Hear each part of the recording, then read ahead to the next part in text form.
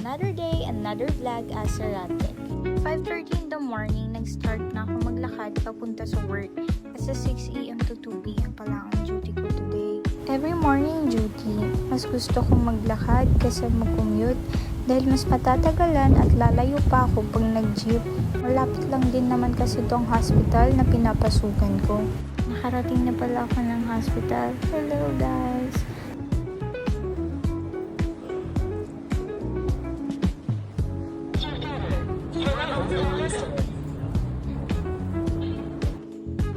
Welcome to our department kung saan lahat ng buto ay makikita.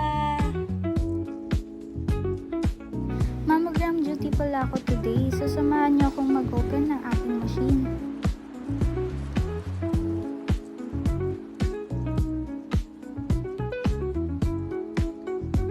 Habang nag-aantay, samahan niyo muna akong maglinis. Importante ito para masiguradong malinis, safe at ready ang machine para sa susunod na examination. Nagsuot muna tayo ng gloves para sa proper infection control. Unahin nating linisin ang breast platform at ang compression paddle dahil direktang nadidikitan ng mga pasyente.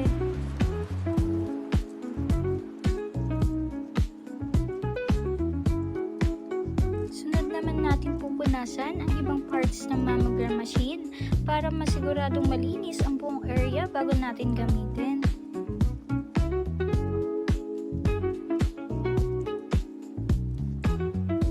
Pagkatapos malinis, hayaan muna natin matuyo para siguradong safe.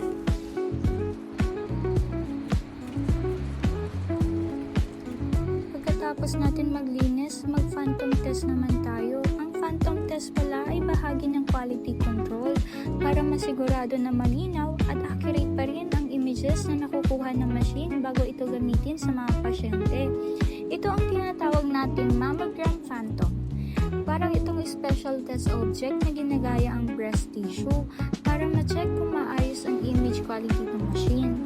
After ng scan, pag lumabas na ang image, i-check natin kung nakikita na malinaw ang fibers, specks at masses sa phantom. Ito ang indicators na nagsasabi kung maayos ang image quality ng machine. Nag-x-ray na pala ako agad after ko mag-phantom kasi sobrang daming pending na pasyente. Ayan, shoutout naman kay Ma'am Kyra, yung intern namin. Sobrang sipag niyan at sobrang bait. Talagang tinutulungan kami sa mga pasyente namin.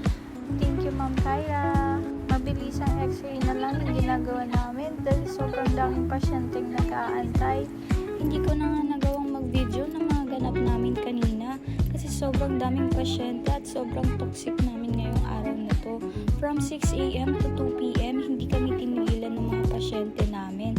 Talagang sobrang dami nila at hindi ko alam kung sino bang kumain ng noodles sa mga ka-duty ko at sobrang daming pasyente ang dumagsa sa amin ngayong araw na to.